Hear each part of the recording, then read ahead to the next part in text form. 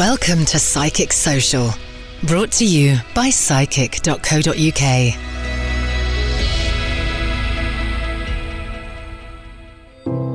On this episode of Psychic Social. Because oftentimes we worry or beat ourselves up or feel guilt that we didn't do enough or that they were suffering more than we know. And actually the process of dying is not easy, but the process of death is very easy. It's a complete release.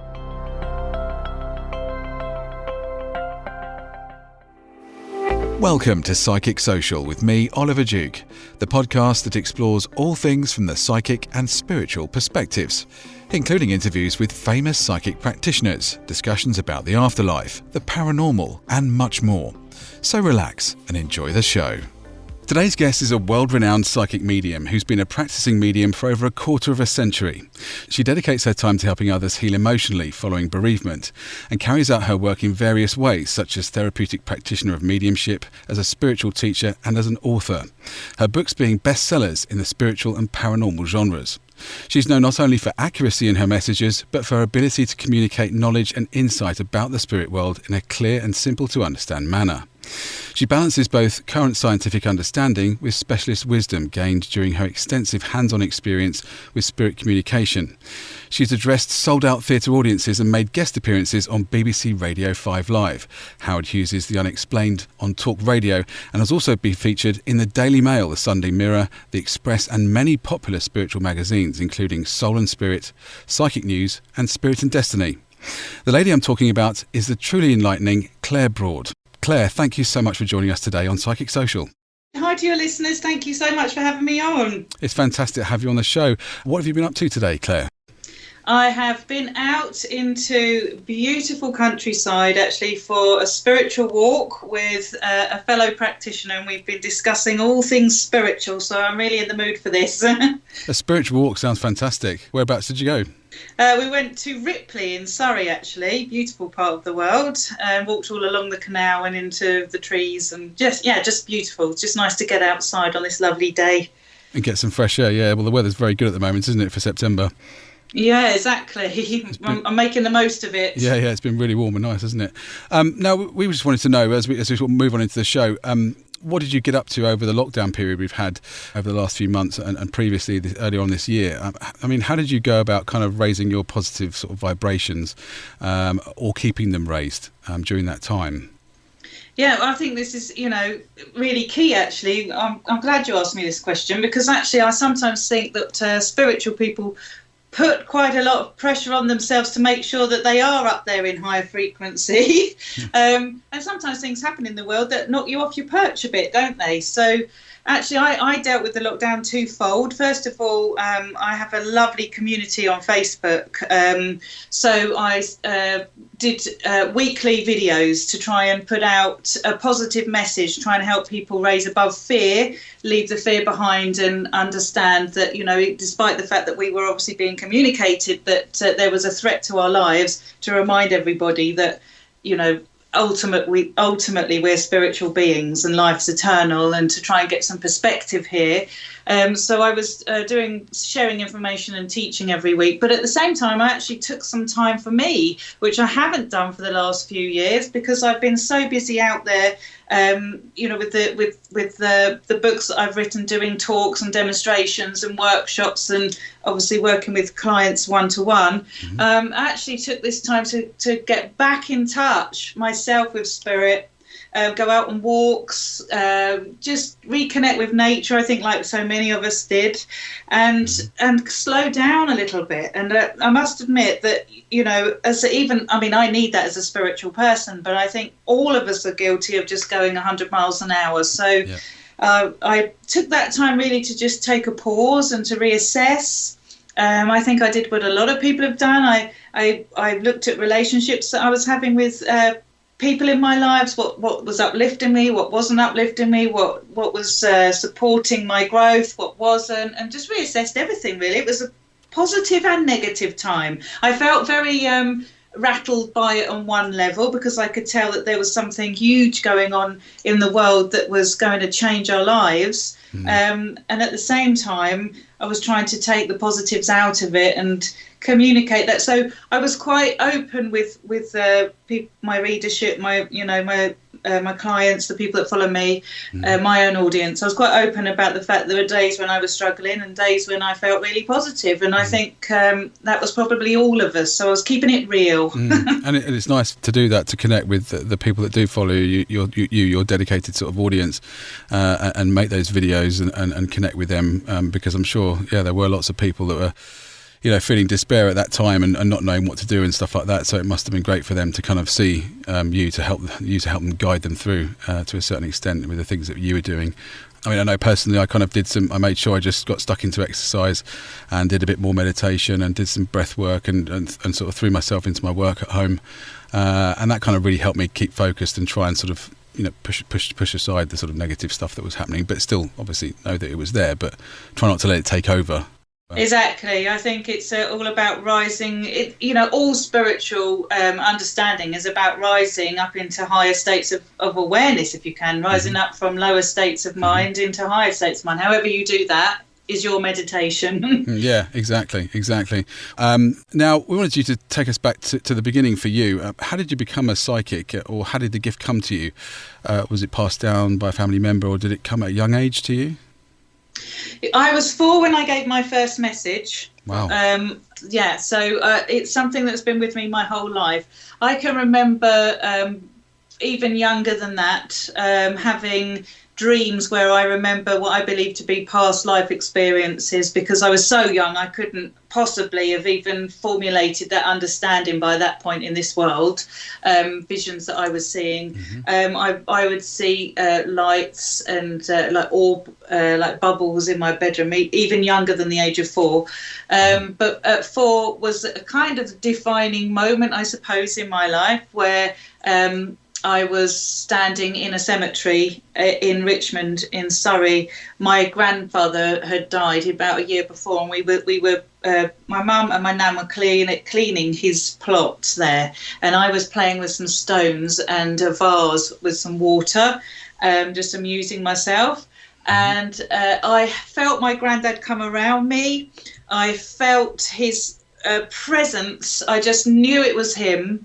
And which was funny, because obviously at the age of 4, I had no concept of death. I didn't even really, to be fair, have the emotional maturity to even care that he died, really.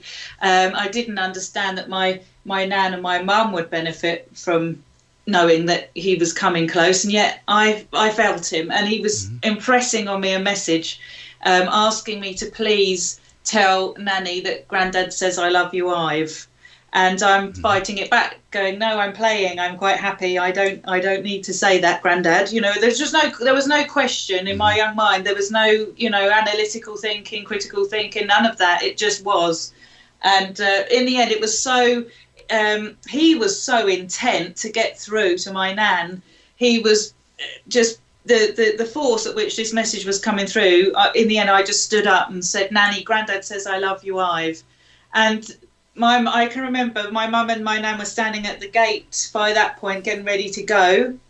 And they just looked absolutely gobsmacked, because, as my nan would later tell me as I grew up, her name's Ivy. She always went by the name of Connie. That's how I heard her being addressed.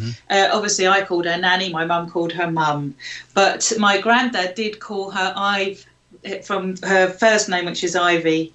So she just knew. She knew that that had come out of the mouth of babes, that her beloved husband was trying to get through to her. But the experience at the time just kind of stuck with me, just planted a little seed of knowing, Granddad's around.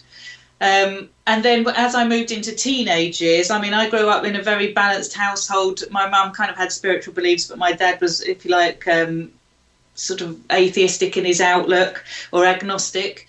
And so I didn't really think about anything spiritually speaking until it all started to happen in my teenage years, where I started to see who I now know is my spirit guide standing at the end of my bedroom. So it's a lifelong unfoldment of knowing for me. And that encounter with him made me explore mediumship. But actually, what I found out, in answer to your question, is that my nan had always seen spirit herself, and we've now been able to trace it back 3 generations. So it is something that appears to be genetic to some degree. So I've kind of inherited it, but been born with this ability. And then basically the spirit world came to me and brought this to me. It wasn't something I needed or looked for or, asked for. It's just always been there. And so it sparked, in my early 20s, a real interest. I need to understand what's going on here. So it's, and I've now been, what I term has been in development for 25 years. But in other words, I've been, doing this work for 25 years, and it just keeps on unfolding and delivering. It never gets boring. I'm sure it doesn't. Yeah. And it's very interesting to hear the story about your grandfather.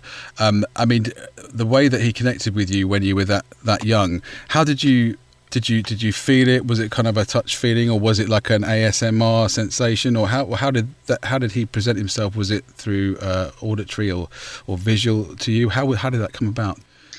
Yeah, funny enough, the process has never changed for me either with my mediumship. I describe it a little bit like a game of charades, because I don't know how else to say it. I try and keep things simple so that people can kind of gain an idea of what it might be like. But I felt him, because I'm clairsentient. I sensed him. I felt his whole presence. I could feel his emotions. I could feel the energy of his personality, just almost as if it was wrapping itself around me, like he was becoming me.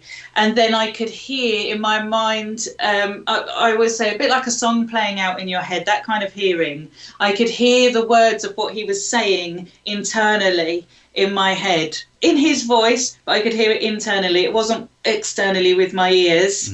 I didn't have any clairvoyance at that time. Now I can see clairvoyantly as well, which I always say to people: visualize your front door in your mind's eye. You can see it there. It's not like how you're looking in the room per se at things around you. It's that inner eye. But I didn't have that at the time. It was literally all sensing and just the message playing out. Now I get all of it, so it is more like a game of charades. I'm feeling this, I'm seeing this, I'm hearing this. How do I make sense of what I'm receiving and interpret it? Right. I see. That's a great explanation. Thank you for that. That's fascinating. Now we wanted to move on to our next question, and we want to know, were there any, during your readings, were there any sort of really funny sort of things that happened during any readings, or any sort of heartwarming stories that you've had in the past in any of your readings that you've done? I'm trying to remember everything actually now. Over all this time, I'm racking my brains thinking, yes, there's been some really funny times. Something that sticks out. So many heartwarming ones. So I'm trying to pick. I think one of them that was making me made me laugh, but I'm not sure whether I should laugh about it or not, is that I was delivering a message to a client of mine who, her deceased loved one was showing me that the client was carrying a spirit person in their pocket. And I was thinking, well, I don't know how that can be. You can be carrying someone in your pocket. And then I was shown that there was a tiny little plastic bag with ashes in it, and that this person was literally carrying them around with them in their pocket. Right, okay. So when I was able to give that information, because it was obviously very specific, the client was thrilled because she wanted to know whether her loved one knew about this, because it was so unusual. Most people don't do that. Yep. And we did have a good laugh about the fact that, her loved one was literally in a plastic bag in her pocket. Hopefully with some air holes, I was going to say. So that is quite funny. Yeah. One of my favourite examples of heartwarming, I think, really is, and just fantastic evidence of survival, is another client whose mother came through in the reading and was telling me that there was a handbag that her daughter hadn't found yet, that she wasn't aware of, and that the mother was saying, I want you to go and look in the handbag. You'll find that there's a ring in there that I want you to have, because you haven't got anything of mine, and I want you to have something of mine. My client was saying to me, no, absolutely not. All of my mother's stuff's been cleared out. There's nothing left. I know that there isn't anything. So I just asked her to go away and see if she could at least research it, which to her credit she did. She spoke to her dad, who then went and searched the home, actually found this handbag. It was tucked away in a place that hadn't been thought of. They looked inside the handbag and there was the ring. Wow. So my client knew beyond doubt then that her mum was around her, because she knew she didn't know that information. She knew there's no way I could know that information. Wow. And so now she wears the ring, and she, you know, it's just that to me is heartwarming. Her mum's with her all the time, you know. Yeah, that's fantastic. That's really good. Well, it's a great stories, those two. Great, fantastic. We've been hearing about your mediumship throughout the show so far, and you touched upon your guide briefly earlier. Can you tell us about your guide or guides? I mean, is there just one, or are there many, and how do they work for you? So I have a team working with me now, because as my mediumship's unfolded, they come in for different times and different purposes depending on what it is that I'm going to be doing. As a teenager, the guide I was mentioning earlier goes by the name of White Feather. I did have a lot of problem with this at first, thinking, why do all mediums seem to have Native American Indian guides or nuns or... until he could explain to me that it's an archetype and that there is a purpose to being shown him because of his shamanic roots. He's walked this earth before. He understands about spirit contact and healing, and that is why I'm seeing that image of him. He's what I call a spirit guardian. So he's the guardian walks with you your whole life. So he's been with me from birth and will be there till the end. But at certain times, depending on my own development or depending on the need, other spirit guides have come in. So there is a chemist or alchemist is almost what I want to call him, who comes close to me, working around the conditions of mediumship, depending on what type of mediumship I'm doing. There are many others. I've seen healing guides. I've seen there's a whole team of them. I could reel them all off, but it would take forever. But they come and go depending on the need, basically. And we all have that. We all have that support and help there. I'm not special. I was just about to ask you that. Sorry, to interject. I was just about to say, does everyone have their own personal guide walking with them throughout their life, but they just don't know it because they're not tapped into it? Is that correct? Absolutely. I know that, for instance, say a surgeon is working and helping people there, in the health profession, they're going to have inspirers and helpers in spirit working alongside them. They're just not tuned into it. They won't be knowing. I believe in reincarnation. I believe that we've walked many paths, many lifetimes. I've worked with a lot of scientific minds, and Dr. Julia Mossbridge, who is a leading expert on time, has studied a lot to do with the fact that time doesn't behave like we think it does, that we're in a multi-dimensional universe. And so a lot of our guides that walk with us through life are probably people that have walked with us before, who we're not remembering as we come into this particular lifetime. But because there is a bond of love there already, they're invested in our well-being, and so are walking with us. So are our loved ones and family who we know here. Sure. I was going to say, and why do you think it is that I'd just like to add that I'm a great believer in reincarnation, and I believe that is something that definitely happens as far as I'm concerned. But why do you think that when we have our lives on Earth, that we don't remember generally those past lives? Why is it that we're not given any recollection, and we just think that this is our existence and kind of that's it in a lot of senses? Why do you think that might be?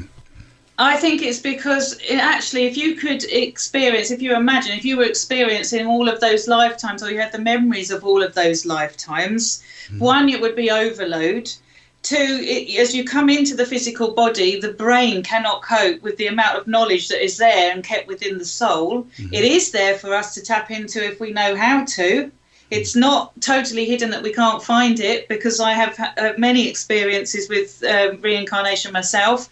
And also you can meet people where you have a soul connection, where you feel like you've known them before, or you recognise them, or, so that I think at the subconscious level, the knowledge is there. But at the conscious level, we are deliberately suffering with amnesia because we would not be able to gain the experience and lessons out of life that we've come here to achieve or to experience, to grow and to gain from, if we were walking in with all the baggage and the past stuff of previous lives. Right, okay, yeah, that makes sense. It's a clean slate. It's a clean slate, basically, because, you would be overwhelmed. And actually, there is a very famous practitioner called Dr. Brian Weiss, and he worked with a client who was almost crippled in this life because she was carrying the fear and baggage of previous lives into this life with her. She was remembering them, and it was stopping her from living. Wow. So I believe that there's probably all those reasons to why, when we're spiritually ready, we can start to remember. We can explore consciousness and tap into that knowledge. But for most part, we come in and we don't remember. Yeah, I suppose as you work through life, and a lot of people will have that, might have that quote unquote kind of awakening and in finding out who they are and why they're here. And many people might go through their life and not have it at all. But yeah, you obviously, if you had all that information when you weren't ready for it, or weren't going to take it at all during your life, then I suppose there was no point in having it at all. No, it doesn't help. It could be a hindrance. Yeah, I was going to say, yeah, exactly. Well, that's absolutely fascinating to hear all that. Thank you for that information, Claire. Well, we're going to go into a break now. We're hearing some great stuff from psychic medium Claire Broad here on Psychic Social today, and we're very much looking forward to hearing more from Claire in part 2, where we'll hear all about her platform work, her fascinating take on the afterlife, which we've just been speaking about a bit there, and much more. So we'll see you after this. Hi, hope you're enjoying the show today. Now, we have a brand new Horoscope email you can subscribe to at psychic.co.uk. All you have to do is wait for the pop-up to show on the website and then enter your email and star sign, and every Sunday night we'll email you a free horoscope for the week ahead. Now, you can dive in one step further if you wish and take a look at our Horoscope Plus memberships. This is your weekly horoscope plus a lot more. There are 3 memberships to choose from, and we've covered all budgets, we feel. So the Robin membership gives you private, exclusive access to a more detailed horoscope on the member horoscope pages at the website, and a chance to win a psychic reading via Zoom each month. And you'll get a free access code as well to the taster version of our amazing video tarot course with Nikki Allen, 10-Hour Tarot. Now, this membership is just £1.99 per month, and you can cancel it anytime you like. There's a ton of stuff in there for such a small amount of money, so much value. The next membership we've got is the Feather membership. It's a step up from there, and it's just £5.99 per month, and you can also cancel anytime for that one too. Now, as a Feather member, you'll get a much more detailed, in-depth horoscope than the Robin membership horoscope. And on that Feather member horoscope page on the website, you'll get exclusive access to that, with over 1,000 words of horoscope broken down into 3 sections. That's including romance, work and family. It really will give you a fantastic insight into the week ahead every single week. You'll also get our truly amazing astrology video. That's thrown in for free as well, which is 30 minutes of fantastic content on astrology. And as with the Robin membership, you'll also get a chance to win a psychic reading via Zoom every month too. So that's wonderful value in there as well for $5.99 a month for the Feather membership. And the final membership is the Angel member. That's the top level membership to access on the site. That gives you some amazing stuff, and all that info is on the website. Just head to psychic.co.uk/membership and take a look at which one will suit you. We'll put the link in the show notes of this podcast down below for you, so you can just click there and check them all out there. You can also check out the horoscope page and have a little sneak peek at what the Robin members are getting there already. That's at psychic.co.uk/horoscope. Right, now back to the show.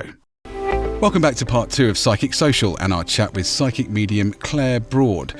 Now, been hearing some fascinating information from Claire in the first half about her mediumship and her experiences so far. Now, wanted to know about your platform work you've done in the past and some of the experiences you've had with that. Can you tell us about that, please, Claire? Sure. So for any listener listening in who doesn't know what platform work means, it means to stand up and to be able to demonstrate mediumship in front of a group of people, basically. Great, thank you for that. The reason you're on platform is because the platforms are in spiritualist churches. I've done many spiritualist churches. I've done theatres, as you mentioned in the introduction, and I love that element of my work. Actually, I find that the power of spirit, if you like, is tenfold when you're standing up in front of that many people, because you've got everybody's energy. And I mean, it can get busy, so I have a lot of people in spirit pulling at my attention, trying to get through, but you can get some, you know, fascinating insights in a short amount of time, really, as the spirit world work quick to try and get as much information out as they can to kind of prove they're there. I think you know, one of the funny ones I can remember seeing is a man who was dancing in front of me in the spirit world, who was dancing in front of me, and he had like very sort of showy clothes on, and he was trying to get the attention of somebody at the back of the room, and I was able to describe his jacket and everything, and the lady knew exactly who he was because he'd been a dancer, you know, in his life, and we were able to place him. It was almost entertaining. You know, sometimes the spirit world have got such a good sense of humour, and they want to lift everybody and get laughs, and I don't know, it's just very different from a one-to-one, which is obviously a very personal and quite a deep experience. The platform work can be uplifting and insightful in another way. Sure, and I bet I've been to some platform stuff in the past, you know, with the larger audiences and stuff, and it, you know, although a lot of it is tragic, it is that kind of, they do, the spirit world do entertain you, don't they, through, you know, the medium, and it can be fun, and you're right, obviously, about the energy, you know, it's just, you feel that. I mean, where we were sitting, in particular the last one that I went to, you know, there were the medium sort of focused on some people that were sort of 3 rows in front of us, and then the messages just seemed to come from different people to the person behind them, to the person behind them, and then we got a message, my friend got a message next to me from his grandma, and it was strange how that energy sort of collected in that part of the room and just came backwards through the audience. It was very weird, but yes, it's great to attend those things, and I would definitely recommend anyone, you know, obviously when COVID restrictions are lifted, that they go to one. And to see you probably, hopefully, you know. I can't wait to get back doing that kind of thing. And it's the intelligence of spirit as well. Often what happens is you see a whole kind of lesson unfolding, because a lot of the messages tend to have a theme running through them, or they can be very poignant. And I think the power of an audience like that is we can all benefit from one message, rather than, you know, there's something there for all of us to take away, to show us there's something more in life, and that there's something much bigger than ourselves here on this planet. Exactly, and I kind of likened it a little bit to group meditation. I don't know whether you've done that before, but I love that. You do group meditation with a large group of people, and it just enhances the whole thing, doesn't it? When you're doing it with as opposed to just on your own, you know. Absolutely, absolutely. It's the energy, isn't it? It's so uplifting. Yeah, healing. 100%, exactly. Well, now we wanted to move on to the next question, and we understood from your website that you are undertaking some sort of training and workshops, and you have students that you guide into developing their own intuitive nature and connection to the spirit world. Can you tell the listeners a bit more about that, please? Yes, so I've been teaching for a long time now. I'm very privileged. I've been invited by the likes of the College of Psychic Studies to train for them, other spiritual groups like Phoenix Group, but I also do my own workshops and trainings. So I often, in these COVID times, I've been doing Zoom workshops, Zoom circles, but basically my ethos really is, it's okay to have a reading by a medium, as you know, it's interesting to hear that your loved ones are around you, or that Granny saw you going to a shop and buy a pair of red shoes the other day. Fine, but ultimately it's got to be something more than that, which is to help you understand that you are that eternal being, and that you need to have that connection to spirit for yourself. So much of my work is spent trying to help people understand that they are that channel for spirit, that connection is within them, that they're spirit themselves. So I run a lot of workshops on how to meditate, or how to become more spiritually enlightened, so that you can experience spirit contact for yourself, how to get hold of your own loved ones, or learn about spirit guides. I've just got a vast amount of knowledge that I'm trying to get out there, and even the wider spiritual teachings. I'm very much about a lot of what we've learned from the past, and because this is not a new belief system here. Spirit communication has been around since the word dot, and people in antiquity understood, I think, even better than us, how to be in touch with the spirit realm. So I teach a lot about that as well. Basically teach what I've got to give, and I'm just grateful that some people want to learn from me. Yeah, no, that's great. And I was just thinking as well, like what you just said, and obviously with the way that life has progressed, though, even over the last 100 years, how fast paced it's become, and that kind of spiritual element has sort of dissipated somewhat en masse. Maybe, I don't know whether you agree with me on that. Totally. And I think what's happened is, and it needed to happen, was that, we became very analytical with the advancement of our scientific understanding, which kind of made us turn our back on religion, if you like, organised religion. But now, what the exciting thing is now is, of course, is that science is now exploring these frontiers such as consciousness and coming back into the fold of looking at spiritual experiences, because they are recognising they don't understand the whole of this universe. So it's kind of coming together. A lot of my work is, when I've been speaking with scientists and things, people that are studying consciousness studies and things, I see that it's on the fringe still, but there is a coming together of, inquiring minds trying to understand all of this. And I actually think that's the way to go. I'm very excited that it'll all come together, and hopefully we will start returning back to our spiritual roots. Yeah, that would be great, wouldn't it? I think people would be happier generally, wouldn't they? I think if they did.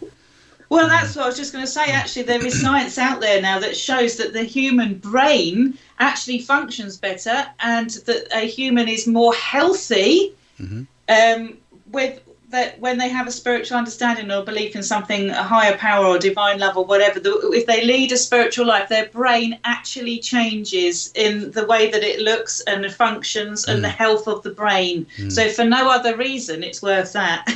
Yeah, exactly. It's a bit like meditation as well. I think your amygdala changes shape, doesn't it? The more you meditate, and gets bigger, I think, something like that. Absolutely. And I had a cardiologist once who asked me if I meditated, because he said it improves the health of your heart. Yeah. So there are so many reasons to include spirituality in your life in whichever form that fits with you, because it actually improves your well-being. It gives you purpose, fulfillment, all the things that we're looking for, Yeah, exactly. I mean, the science of it is fascinating, isn't it, as well? I think I saw an article the other day online about now the sort of scientists I don't know whether you've seen this at all, but scientists might be saying that they are looking, they've looked into the atom and then into the quark, whatever it is, and then into that, breaking down, our physical self into the smallest possible whatever piece of matter, and now they're starting to believe or postulate that we don't actually exist as a presence. Did you see that at all? Or?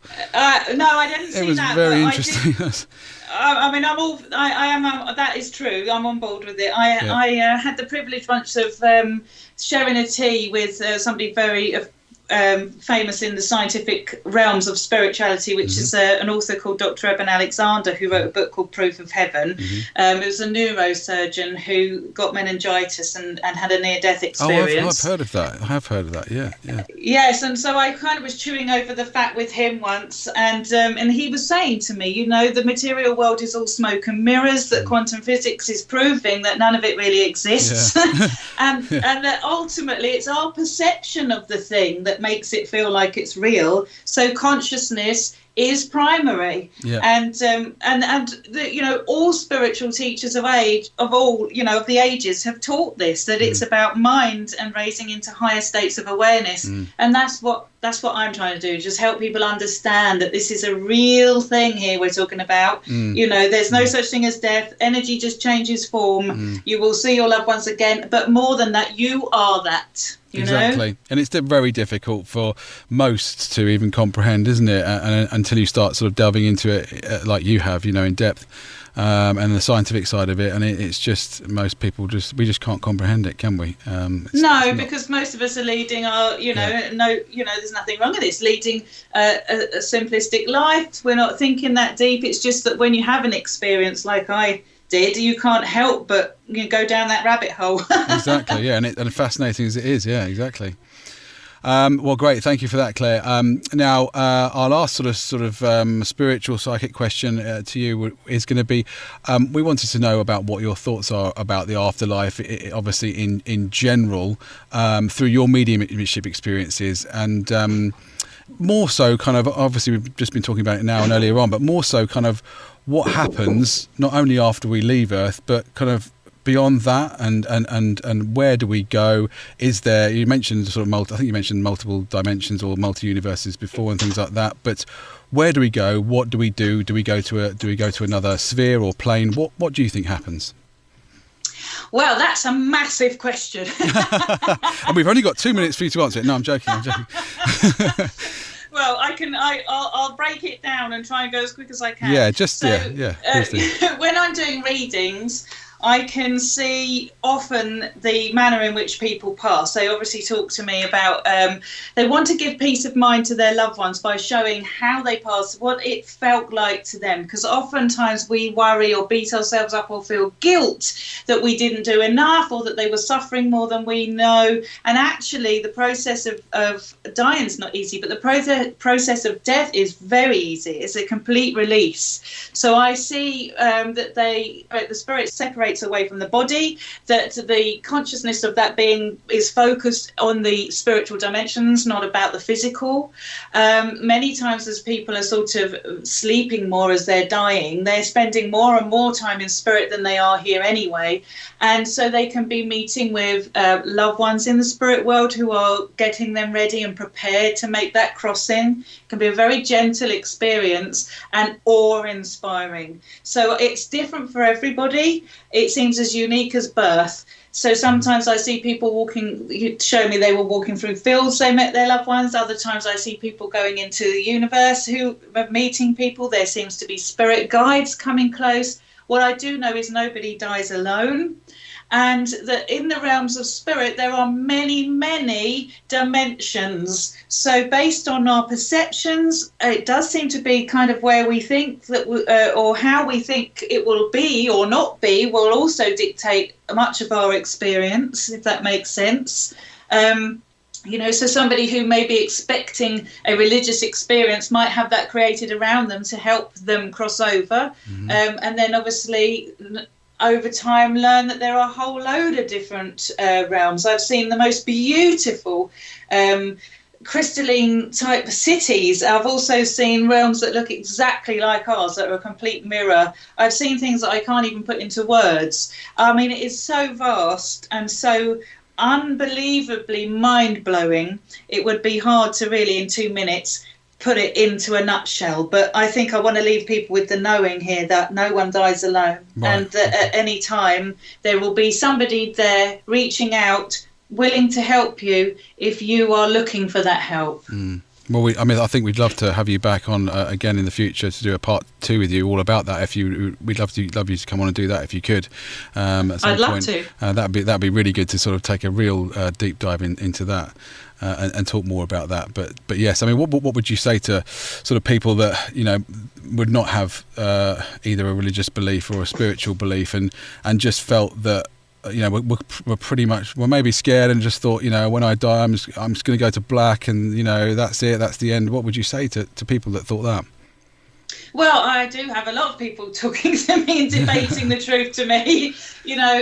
None of us have all the answers. Where I'm at in my life is if that belief system brings you peace and makes you feel happier, if the thought of having to live eternally is something you don't want to think about and you'd rather think that you could just close your eyes and have a rest, then that's fine. I have no wish to rob you of that.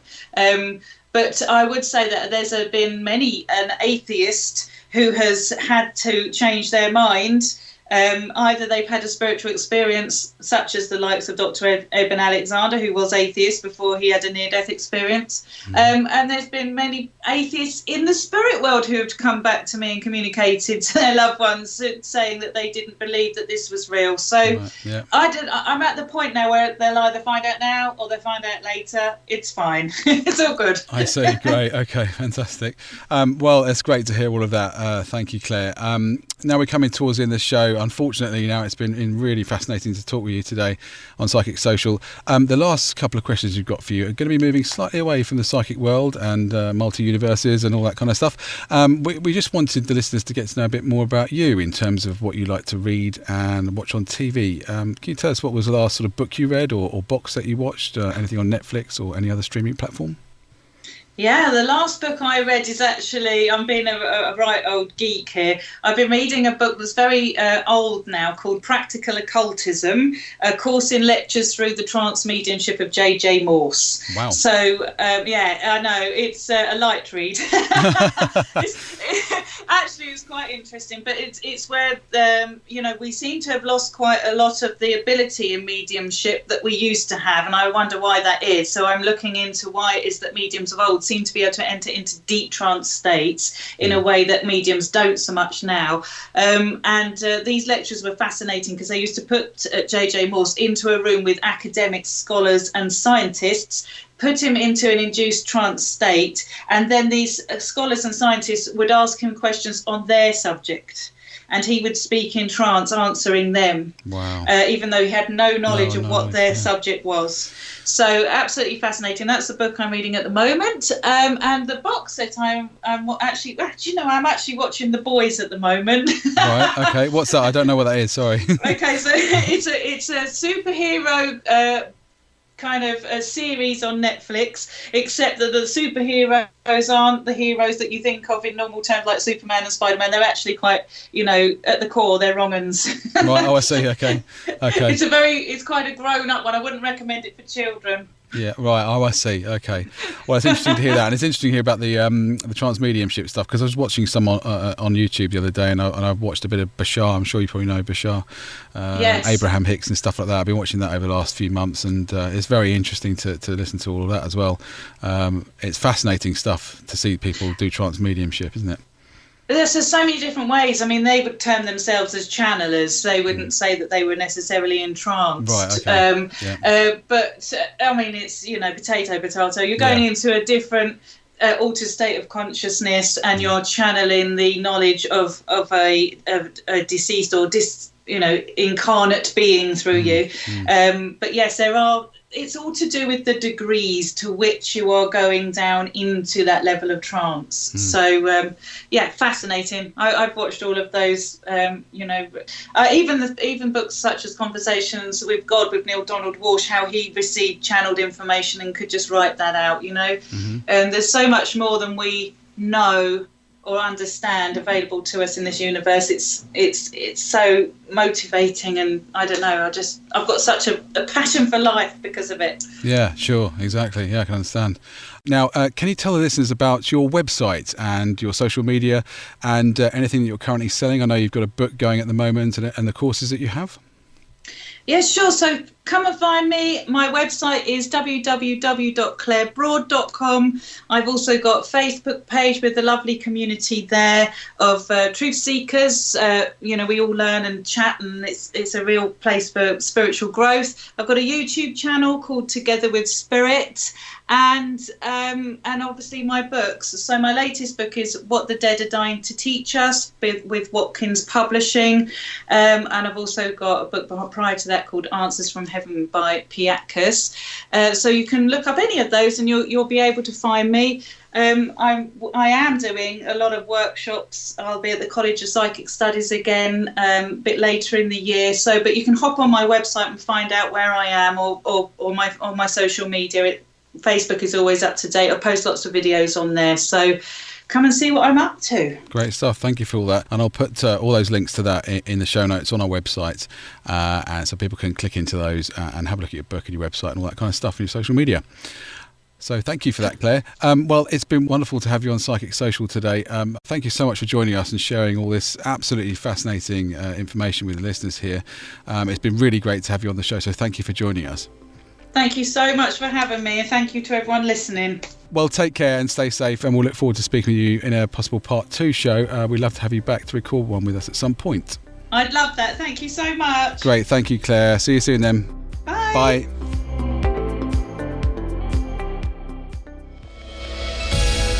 Thanks for joining us on Psychic Social. From psychic.co.uk, the spiritual home of psychics.